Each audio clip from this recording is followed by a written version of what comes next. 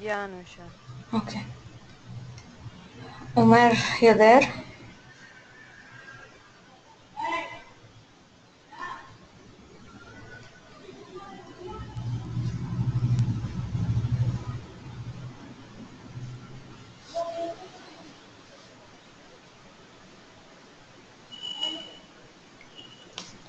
Hello, Umar. Okay. Hello? Hi. Guys, thing wasn't working. Guys. So, yeah, your test cases. Okay, this is the one I was doing. This is the only one I did actually.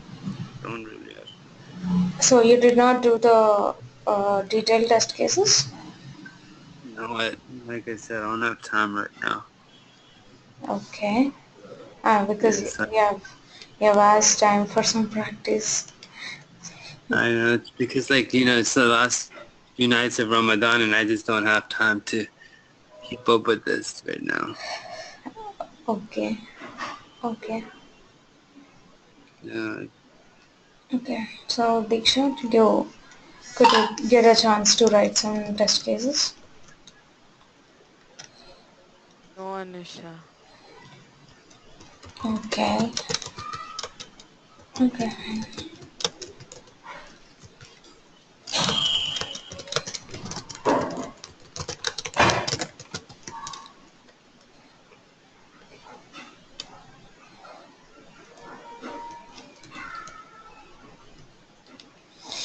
All right.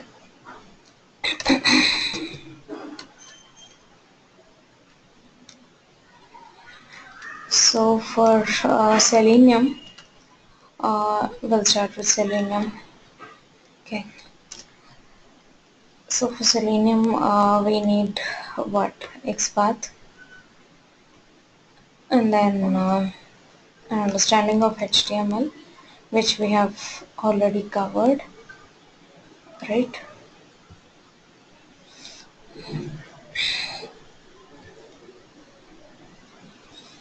And then we need an understanding of what selenium is, why do we have to use it, and all that stuff. Then we'll look into Selenium commands. What are the possible commands that are there in Selenium? Okay, once we have the list of commands, we will have to implement those.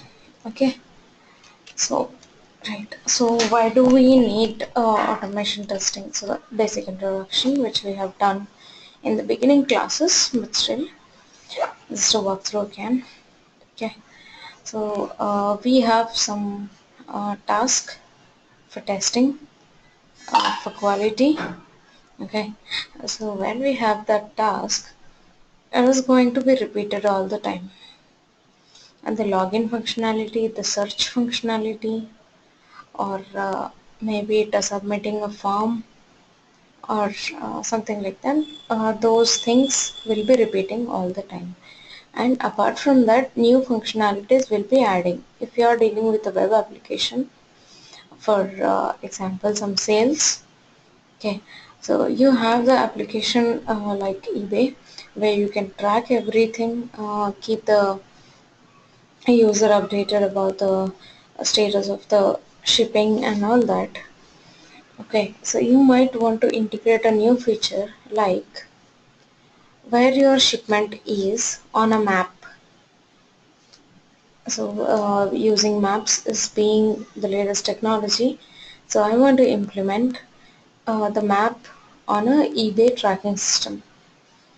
Okay, so that is a new functionality.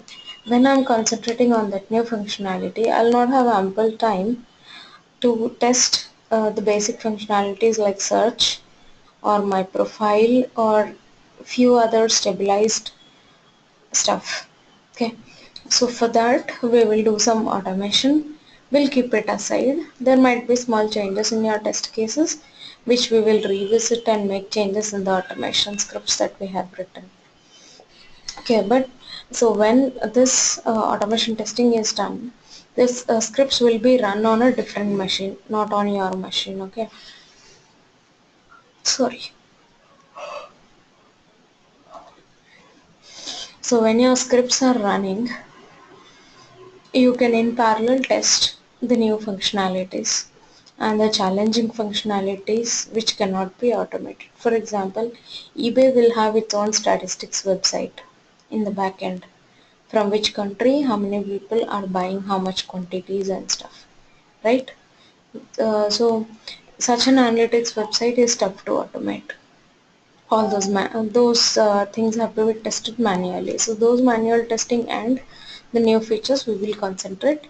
Things like profile search and results and filters on the left. Okay, purchase history. All those will be automated. Which are like kind of stable, which don't have much complicated stuff, are automated. Okay, so there usually is one question: what can be automated? Do you automate everything? No, we don't automate everything. We only automate, we conduct a feasibility test, things which can be automated. Analytics can be automated, but it just doesn't make sense to automate a graph. Okay, graph, it takes a lot of time to automate, but for a human eye, it is quite simple and less time taking to test. Okay, so automation should be time efficient and cost efficient and feasible. Then only we automate it. Okay, so you can explain the example of eBay with analytics and maps and all. You cannot automate a map. You cannot automate a pie chart or bar chart. So you just automate the profile, search, and all the stable stuff. Okay, so in automation we have tools, different tools like Selenium, QTP, RFT, and Appium, hell lot of tools. Okay, so why do we use Selenium out of all these? Because one, Selenium is a freeware. Okay, and then Selenium has hell lot of support on Google.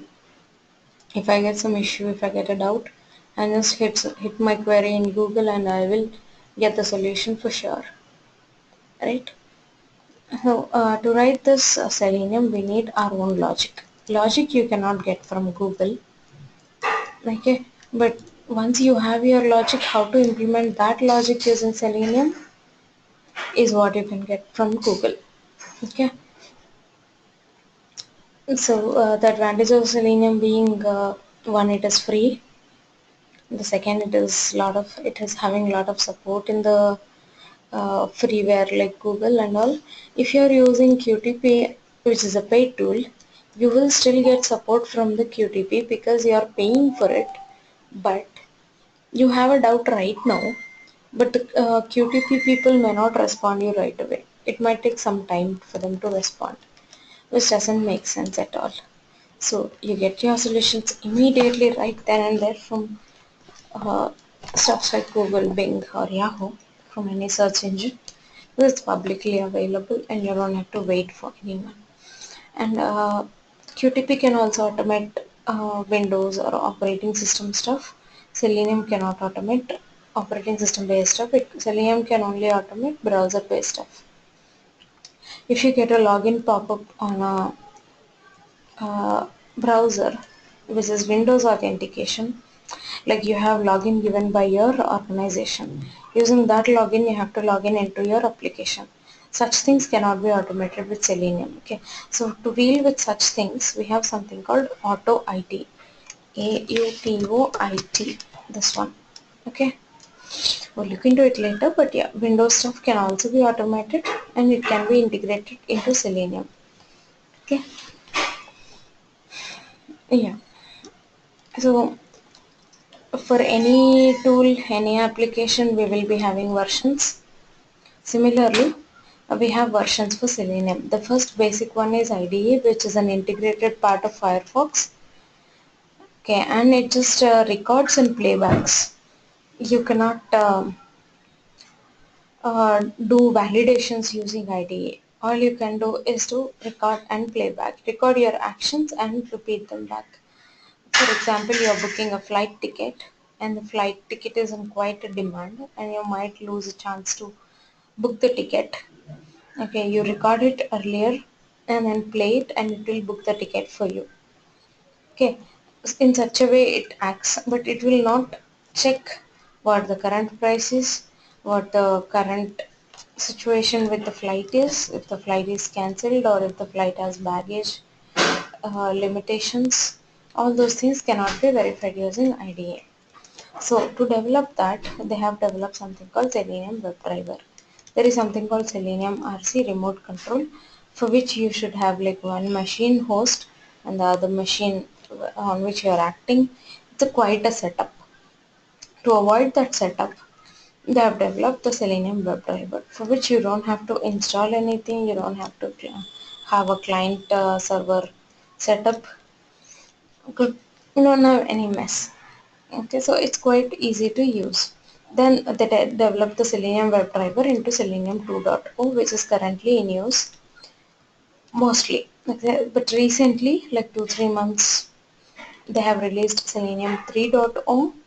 People have not done much research on it. People are not using it much. Yeah, but the difference is that they have given some advancements like Selenium, like we have versions of Java 1.7, 1.8. We have versions of any other software. Similarly, they have given Selenium 3.0 also.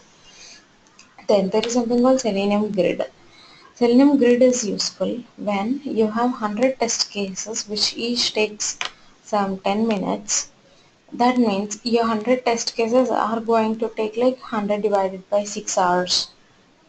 So for every hour you can execute only 6 test cases. So 100 test cases are going to take a lot many hours. In such a scenario, but you have lot of machines with you. Okay, you can get some 10-15 laptops. In that case, you will add all those machines into a network. Okay, and then configure Selenium Grid, which will act as a distribution system. It will run 100 test cases, 10 on each machine. If you have 10 machines, you can distribute 10 test cases to each machine.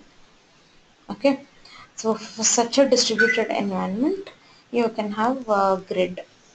Grid is something on and over your Selenium 2. It's not a parallel thing. I mean, if you want to distribute your system, if you want to distribute your test cases to multiple machines, you can do that using Selenium Grid. Okay. And so Selenium ID is very easy, not a complicated one. I have this Firefox Selenium ID. Sorry for the mistake. Okay. So in Mozilla add-ons, you will have this Selenium ID. In the add-ons, you can just click on Add to Firefox. Then it will install. You have to restart your Firefox.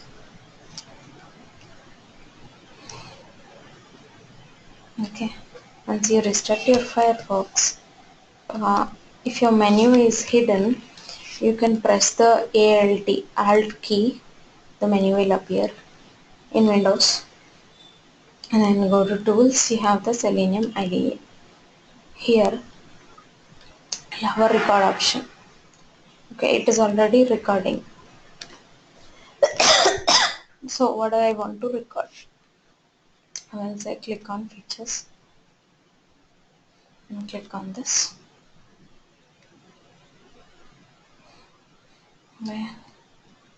And if you look at that, it is saying open so and so link. So click on the link features.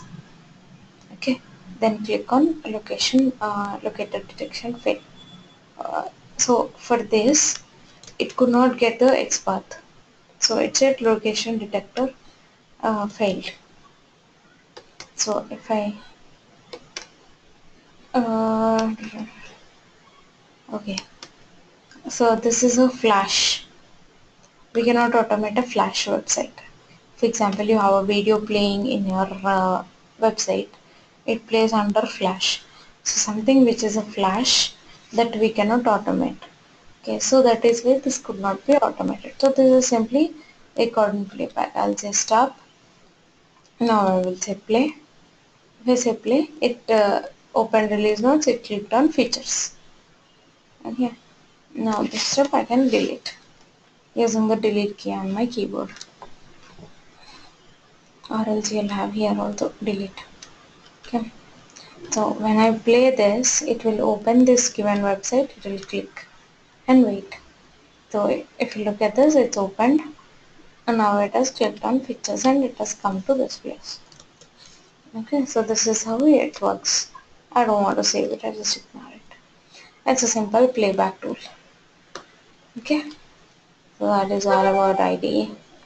Then in IDE you have a lot of So, Anusha, so this Selenium IDE can only be used on Firefox or yeah, only any other? Firefox. Only Firefox. Okay. One of the limitations. Yeah. Okay. Okay. So we need to open the applications in Firefox to use Selenium IDE. Yes. Yes. Okay. And then you'll have some commands in Selenium IDE which you can go through.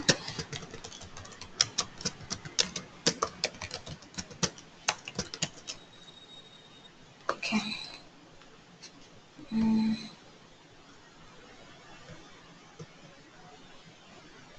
What the hell is going on? Just all sorts of links got open up. Okay. So this is your help guide for Selenium IDE. Have you installed in Firefox? You can install from here.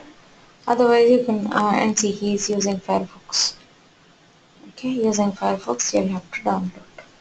You can go to the download page, or else you can uh, directly go to the add-ons. Both will work the same way. So in the tools menu, you'll have Selenium ID. You will open record and playback. Okay. So if you want to edit some step, you can still edit. You can change something, you can change it. Okay. Yeah. So the locators here are not going to be XPaths. It mostly uses name, ID, class, and so on. It is not going to use XPath so frequently. Okay, but XPath is really flexible and easy to use. Okay, and then if you wanna add some verifications, you can add like verify text present. That means whatever text you want is located on the website or not. Whatever element you want is present on the website or not. With the help of XPath, ID, this is the XPath, this is the ID. Okay, so like this you can use it. So here you have an explanation of how to do everything. Alerts. So there is a alert pop-up which comes. So you have to uh, like click on the alert button. Then you have to assert the alert, means alert text. In the alert pop-up you will get some text, right? To validate that text. Okay. So like that. So you can deal with most of the stuff, but yeah, only on Firefox, and it's only record and playback. You can add some things, but you cannot upload a document from your Windows. Okay, you cannot deal with the Windows stuff, and then you cannot do complicated calculations. Like, for example, I have a scenario wherein if this is 50,000, if the total amount is 50,000, then the items displayed here should be different. Then if the amount is greater than 50,000, the items displayed here should be different. Okay, the icons, whichever should come. Like if it is less than 50,000, any user can come and close the ticket. Okay, if the total amount is greater than 50,000, only managers and above can close the ticket. Okay, so such scenarios cannot be validated using IDE. Okay, so being the negatives of IDE, then selenium came into picture. Okay, once you have selenium, we take the Firebug uh, in Firefox or the developer Google Chrome developer tools like inside this part is called developer tools.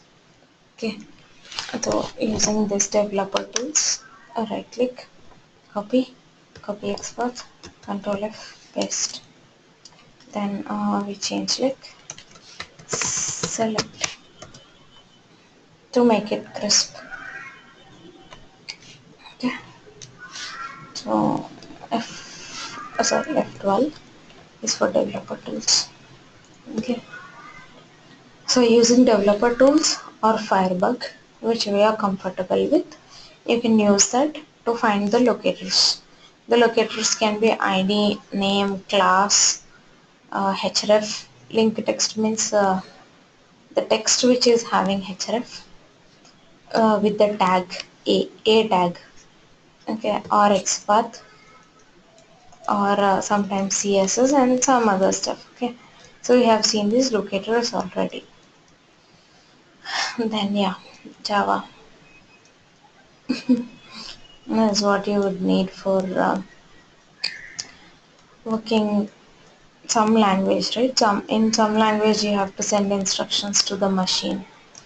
When you have to send instructions to the machine, uh, we choose Java language. Okay, then we will see the frameworks later on. Without understanding the Selenium, you won't be able to understand the frameworks. Okay, then coming to Selenium.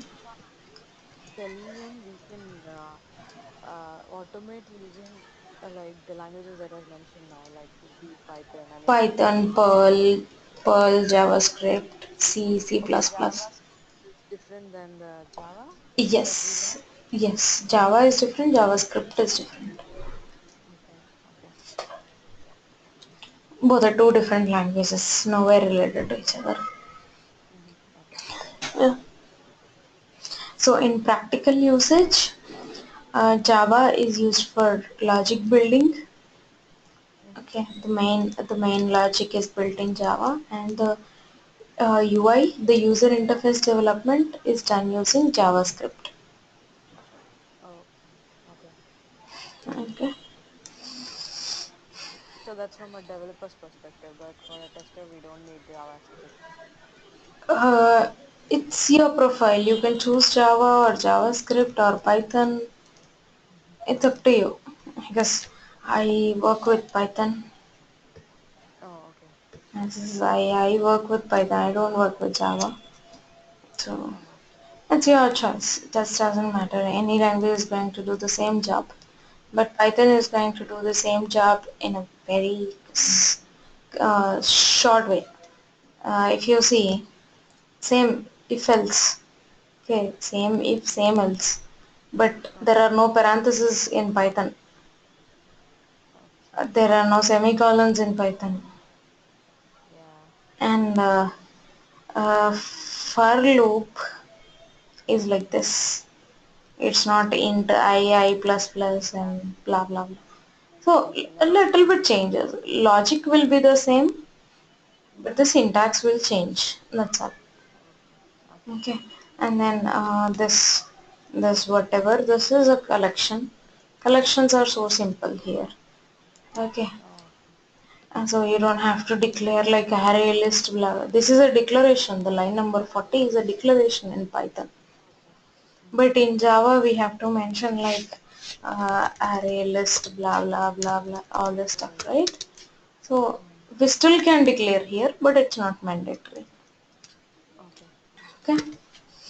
Yeah. So uh, simpler language. Okay. Mm-hmm. Okay. It depends on the choice of the organization end of the day, not our choice. Yeah. Yeah. So system dot out dot println is print, Just simple print. print. Yeah. Okay, that's like quite easy stuff. And uh, this is the output is an array. So you see this brackets, it's square brackets. Yeah. Square brackets usually represent an array. So inside an array I have a for loop. Okay. So that's the other way. Usually we have the for loop outside and then we keep on pushing the elements like dot add, dot add, dot add, right? Okay. It's reverse logic here. Okay. And it keeps changing. And these are my test cases. I'm still doing them. I've done only one. Okay. So this is how we usually organize our test cases. So first imports, any language. Okay.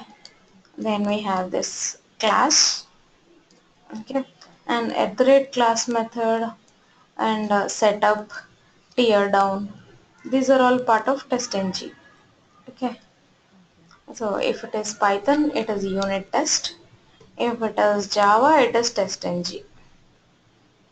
That's a So framework, right? yeah, it is a framework. Okay. So it has some annotations. The at the rate symbols are called annotations. So in this annotations, uh, we just specify comments like this in with hash. In Java, it is double slash Slash. Yeah. and double slash. Yeah. And then this is like annotation means at the beginning of the uh, class, even before the class is run, Mm-hmm. you have to run this. That means class method. Okay. Then you have something called tear down, which is running after every test case is run. So I have all these methods, right? Yeah. We don't have public static void in front of Yeah. every method. We only have def in Python. Okay. Mm-hmm. Simplified stuff. So tear down runs after every test case. We have it should start with test. Your test cases should start with TEST. Okay, Mm-hmm. and that is how your test ng will identify your test cases. And once they have the annotations, before running test TC01, it will run setup. After running test TC01, it will run teardown. Okay. Okay, so it's like opening a browser in front of every test case and closing the browser at the end of every test case. You have, right? Yes. Yes. Oh, those things, and I have put it in setup and teardown rather than writing them again and again. Again. Again. Okay. Yeah, right. So, um,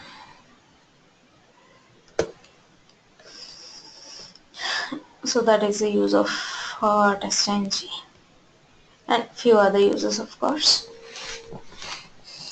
Yeah, so you can generate reports without any effort. So I have shown you a report yesterday. Ludo Java. Tell me another. Yeah. So we had this reporting. This report is automatically generated by TestNG. Okay. So TestNG also has report generation and stuff. So whatever the language is, basically the logic will be the same. Okay, the implementation of the logic. So that is why you have to have your own logic. Logic is very important. Once you have your logic, you can get solution for your logic on Google. Not a big deal. Okay. But logic should be of your own. No one will give you logic.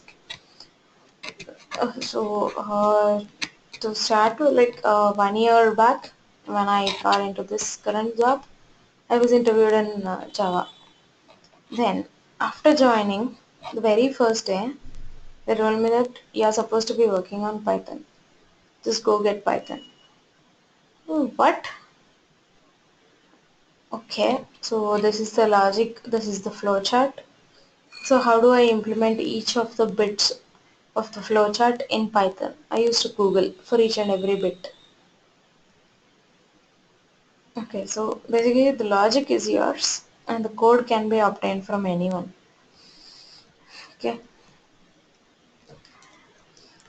yeah, so then you have this Selenium WebDriver. So what is WebDriver? WebDriver means any browser. So whatever browser you have, that is called as WebDriver in Selenium terminology. Okay, so once you want to work with any browser, you have to download the browser. Okay, the browser which is installed here will not work.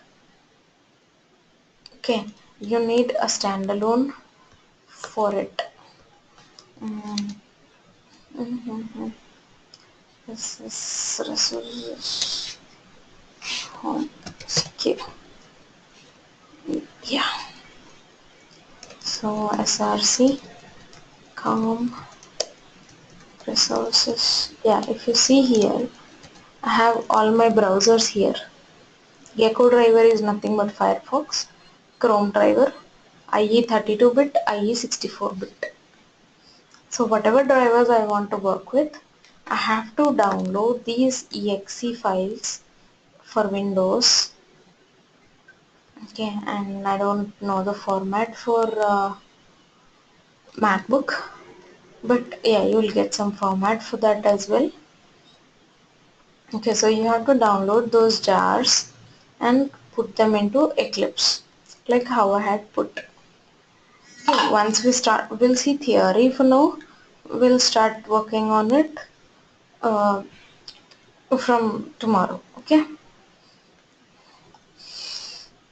So we have to download those jar files from Eclipse Selenium HQ download. Once you go here, the down you'll have all the browsers. Okay, so from here Google Chrome driver I have downloaded this and kept it in my Eclipse. I have downloaded Mozilla Gecko driver. I have downloaded IE. What's wrong? Why is it stuck? Wonderful. Some issue with my laptop. Leave it. Okay. So we have to download those drivers which are shown here, Mozilla and all, and keep them in your Eclipse for working. So these drivers do not need any installation. They will open up directly the browser and they will not have any stored information like your passwords, like cache and cookies. They don't have anything. They are informationless browsers. They just do what the Eclipse tells them to do. Okay. So what all do we have in a browser? What all do we have to deal in Selenium? Okay. We will look at each and every element what we have to deal. So,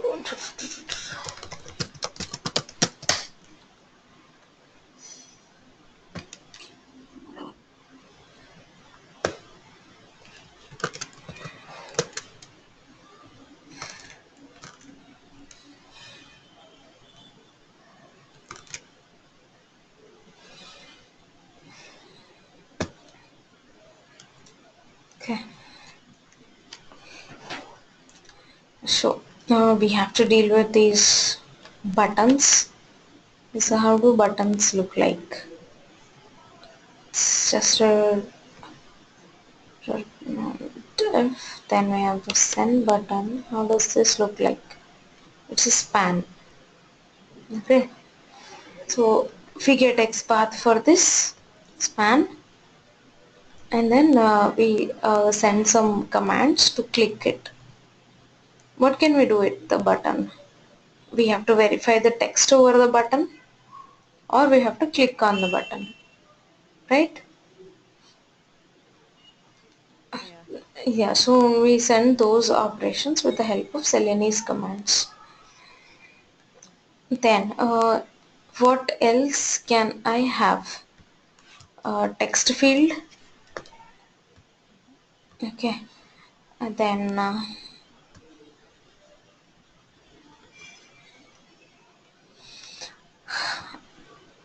all this. So this is like a normal text box. This will be a text box usually. Then there is something called text area. You have a big box, right? Um, this is a small text box. Okay, then text area. Okay, I know where it is. Okay, so this is a huge box. In a small text box, you cannot hit enter, but in a text area, you can hit enter. Okay, it's like a small notepad. That is the difference between short answer and long answer over here. Then you have multiple choice. So you have to be selecting one of these radio buttons. Okay, and then you will have a checkbox. You have to select each and every option, multiple options you can select. So radio button you can select only one at a time. Check boxes you can select multiple at a time. That is the difference. Then you will have a drop down to deal with. Okay, so you know how drop down looks like, right? Exactly the same. How this is looking like. Okay, this is a drop down by itself. So we have to deal with the drop down. We have to deal with buttons like X. Then we have to deal with things like this, which are drag and drops. And then we have to deal with something like uh, expand the width. Okay, like in Eclipse you have this width expansion, right? So that is also drag and drop only. You're basically holding on something and dragging it. Okay, click and drag, that is called click and drag. Okay, you have click and drag. So basically what do you have? You have to either provide text or clear the text. You want to delete something, clear the text. Then you have to click, whether it be button or a radio button or a checkbox. All of them are click operations only. Mouse click. Okay, so you have entering text, you have mouse click. Okay, then you have mouse hover. You just keep your mouse on that. So once I keep my mouse on this image button should be shown. That is my test case. So it is like mouse over. Okay, even if it is a drop down, you have to select an option. So selecting is another operation. It's not click. Okay, two clicks. It does look like selection operation is different. It is two clicks. Sometimes you will have to do two clicks. Sometimes you'll have to do selection. If if I inspect this here, this starts with content. If this drop down starts with select, then we will do a selection option. If this drop down starts with something else than select, we will do click. Okay. Yeah. Then you want to read the text. Whatever the option has the text, read text. Okay. So writing text and reading text are two operations. Then clicking is one operation. Then selection is one operation. Then mouse over. Then click and drag is another operation, right? So what else operations do we have? That's all. Nothing much. Only these are the selenium operations. Okay. So the selenium provides commands in your desired language like Java or JavaScript or C or C++ to do these basic operations. Okay, it will read the text, it will write the text, and you click and select and few other actions. Okay, then the remaining stuff, whatever you're going to do, is to be done in Java. It's not going to be done in Selenium, it's going to be done in Java. When you are asked to verify something, verify if the text is so and so, you are going to do the string manipulations of Java. You're not going to do anything on Selenium much. You will only get the XPath. Okay, provide the XPath to the Selenium command called getText. For example, I'm just naming it as getText. Yeah. So you get the text with the help of XPath, then come back to Java and start your string manipulation operations like dot equals, dot contains, right? We have seen those string manipulation methods Yeah, yeah. in our previous tutorials. So all those string operations you are going to perform once you are ready with your, so only one line is Selenium. Okay, so the rest of the lines will be this Python commands. And when you look at this sample test case, okay, there is not even a single Selenium command here yet. Okay, there is so much of code, but it is entirely Python, not even a single Selenium code. This is a database validation test case. Okay, validate list of resources in database. Solar is my website. Okay, so from database I'm getting stuff and validating against my website, but still I don't have a single Selenium command in this many lines. Okay, and then where is this main? Okay, so yeah, if you want to read the element first of in Selenium, whatever the operation you have to do, whether it is click or read the text or write the text, whatever it is, first you have to identify the element. Okay, to identify the element, there is something called find element by XPath, by ID, by CSS selector or something. There is something called find element. The syntax will vary because this is Python. We'll be working in Java. The syntax will vary, but the matter is the same. We will have find element, something called find element. Okay, that find element will give you an identifier to this element. Once I find this element, I will say that driver dot find element dot text.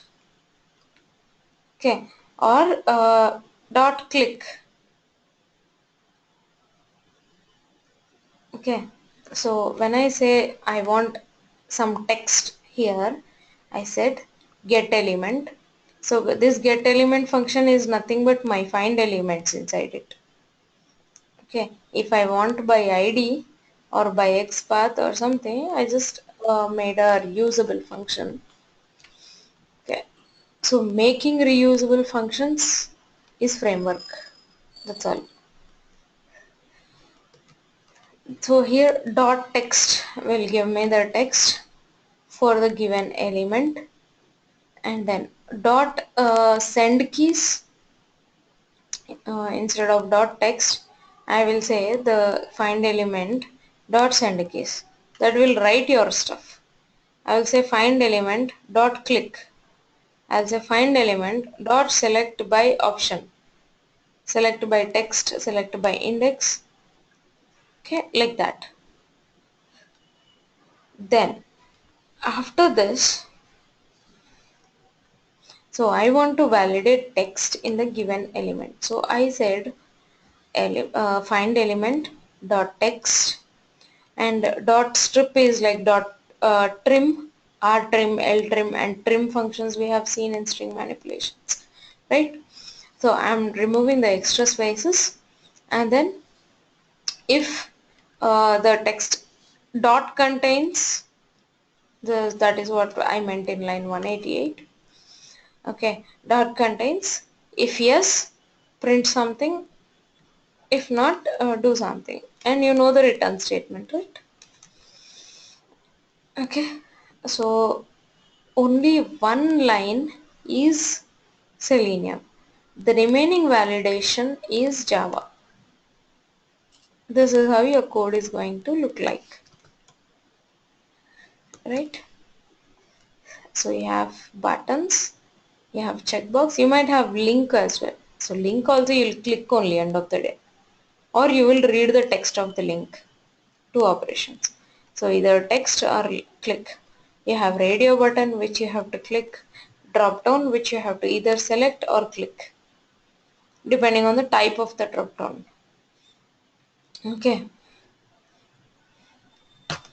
so these are the things you're going to handle. Then after that you want to take a screenshot sometimes when you're working.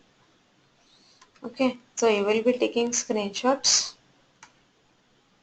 Yeah, then synchronization commands are something like your browser has still not loaded. I clicked on something like this and it's loading. It was loading, right? You could see the orange yellow bubble. Okay, so until it has loaded, I have to wait. Okay, so in order to wait, I can ask my system to shut down and wait for 5 seconds or 1 minute or 2 minutes or 10 minutes, which is like sleeping. That is called sleeping. You can ask your system to sleep, or you never know. It depends on the internet speed all the time, right? Because it's a web application. Selenium deals with web applications. So obviously it means that you're going to work with internet stuff. So it depends on the internet speed. If the internet connection is slow, this loading is going to take higher time.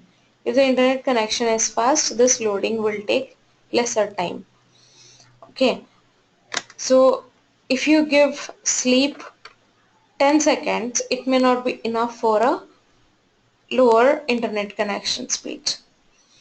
What we do is we click on this and then we wait for this HTC 14111, some trick, to appear.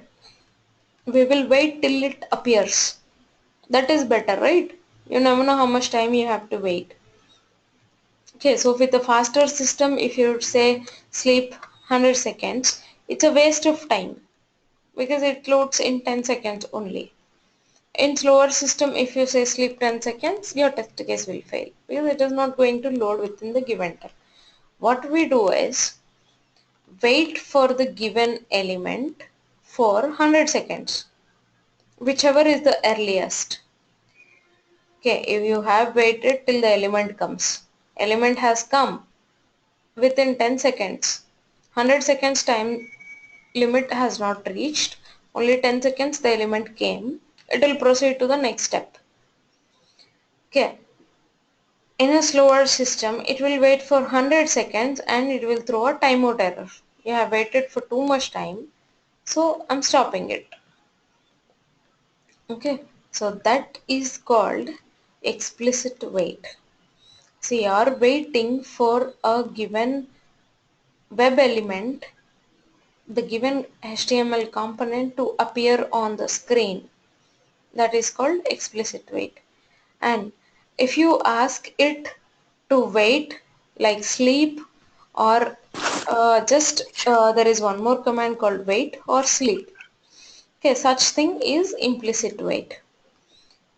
Okay, without any specific target, if you are waiting, that is implicit wait. If and sleep is like complete your machine is dead. It's not even waiting. It's not active for some time. So that is sleep. Sleep, implicit wait, explicit wait. So there are three types of synchronizations. So your script is dependent on the speed of your website's response. Okay. So that is you have sleep, right? Yeah. Then you have file uploads, file downloads all the time. Yeah, you'll have attachments, right? Oh, for dealing with attachments, we will need an external tool like handling Windows based controls using robot, sequely, auto IT, auto IT. Okay, and there are a few other stuffs also to handle Windows things. Most frequently used is auto IT, but these days people are shifting towards sequely to do that stuff. Okay, then we get there is one more thing to handle. Okay, we have this and something opens in a new tab or new window. Okay, and where is it? So I have this. I want if I click on this, it will open in a new window. For example, I have done it uh, myself here, but there might be scenarios when you click on it, it opens in a new window. Okay, in such scenarios, you should be able to move between the two windows. Okay, so then a concept called switching comes into picture. Is it audible, guys? Hope there is no break. Yeah, Anusha, it's audible. Yeah, right. So if you want to switch, so switching concept comes. So when there is an extra window overlay, you have to switch. It could be an alert. So you sometimes get a pop-up like, are you sure you want to do this? Yes, no, okay, cancel. You have those pop-ups, right? Banking and few other websites, you will get such pop-ups. So those are called alerts. So we have to handle with switching between alert, between a extra window.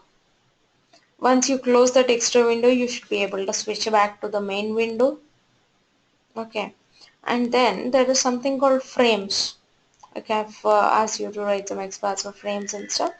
So frames you have to deal with differently. You cannot give an XPath of a frame and say get text. You have to do switch to frame. Okay, so frames are like doors. You have a separate door. It is a room on its own. It is a small website on its own. We call it applets or servlets. Okay, they are on their own. Why do we use frames? Okay, when I refresh something, I don't want the whole website to refresh. I just want that specific small frame to be refreshed. Okay, for example, there is scrolling in a news. I don't want the entire news page to be refreshed all the time, but the scrolling should be updated to the latest one, whichever pops in. So that keeps refreshing. So only a small part keeps refreshing and your data is saved. Your internet data, your mobile data or your Ethernet data, Wi-Fi, whatever, as the data consumption is decreased. Okay. And so that is why we use frames, servlets and applets. So they need to be dealt separately with the help of a switching concept. Okay. So alerts, confirmation messages and mouse actions like I have told you, drag and drop and mouse hover, like move your cursor onto some subject and then your information is displayed. Those are all mouse actions. Keyboard actions are like enter your text and stuff. Okay. Then frames, I have told you, multiple tabs, yes. Pop-ups, yes. And yeah, we have seen this customized XPaths. Okay, we write our XPath on our own and then pass it to the Selenium for it to click or enter text or do something with that XPath. Okay, then we have tables. In tables we have rows and columns. So we get data from one row based on the other row. Like that is the use of table, right? I want the father name of employee ID 45534. Okay, so you get one column value based on another column value. It is also basically get the text mechanism only. The web tables work with the text mechanism only, but their XPaths will vary. Selenium commands are not going to vary, only XPath is going to vary. Okay, so we write XPath in a dependent form. Okay, so this XPath is dependent on the name or employee ID in another column. And that's how XPaths we manipulate. Okay, tables might be changing, might be constant, fine. Okay, then we combine our test cases into a bunch of test cases and put them into a framework. Whatever code we are going to use, for example, I have my test cases where I have to verify the text 100 times. Combining all my 200 test cases, I'm verifying text so many times. So the verifying text part, I will split it and I'll write into a different method. Okay. So the small method I will be recalling in each and every test case. Okay. So that is when a framework comes into picture. You split all your reusable functions, put them in a different Java file, extend that class. Remember the extends keyword? So we extend that class and use it here. Okay. Not to make your code so lengthy and clumsy, we do this. Okay. Then similarly, there is a predefined framework called TestNG, which does your reporting part, your organization part, all that stuff. So the predefined reusable part is put into the TestNG framework and distributed free as a freeware. Okay. So if you want to customize the reports, you can get into your TestNG framework and still tweak it. If you want to customize your report, you can still tweak it. Okay. Yeah, and then we usually print stuff to our console in Eclipse. But when I run it again, this stuff is gone. If I want to refer it back, it won't be there. So what we do is we create log files.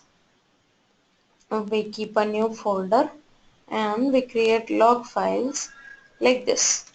When I open my log file, all the information that is usually printed here using the system out println command is pushed into the log file. Okay, so that I can refer to the log file again whenever required. So the logs are implemented using the Apache Log4j predefined package. Like Selenium's commands are predefined in the Selenium package, logging commands are predefined in the Log4j package. Okay. Yeah, so to do the database testing, you should have an understanding of databases and JDBC concepts before working with database testing. Okay.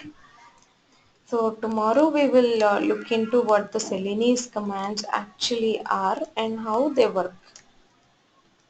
how to open a browser, how to open Firefox or Chrome or whatever you want. Then after opening, how to open a website. I mean, it's baby steps, right? So this is the starting. You open a browser. After opening a browser, you go to the URL.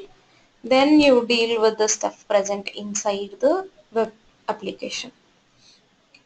So from tomorrow, we will look into it. And I just wanted to add one point. So Monday is Ramzan for us. So Monday I won't be available. Okay. So Okay. so the weekend 2 days plus Monday 3 days I will not be available. Okay. Okay. Okay. Yeah. Yeah. It's tomorrow. We'll go over this stuff even more. Yeah. Tomorrow we will do the Selenese commands practice. Okay. So So this yeah, Anisha, you said that there is a framework called JUnit, but it is for Python. no When you use the Python. JUnit is also for Java only, but Okay. it's like evolution. JUnit is basic. TestNG is advanced. Oh, okay. Both are the frameworks for For Java Java, itself. you have NUnit, then you have JUnit, then you have TestNG. Okay. Okay. Okay, so the advancements keep happening, And no? should we develop them from the scratch for our own project, or how is it? No, TestNG is predefined. You just have to download and put the jar file Okay. in Eclipse. Everything will Okay. come on its own. Okay. Okay. Okay. Yeah, you just have to utilize it to develop your Because test cases. the word frame is still not clear for me. So yeah. Yeah. Okay. Yeah, so once we start implementing, you will understand like how it looks like and all that. Yeah. Okay. Uh, Okay. um, where was this? I know the main sources test cases. Yeah, test case. Yeah. So if I look at this, I just did at the rate class method. I didn't implement it. The implementation is there in TestNG already. Right.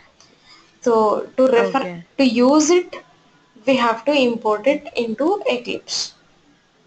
Okay. Mm-hmm. That's all. You don't have to write the implementation of it. Okay. Okay.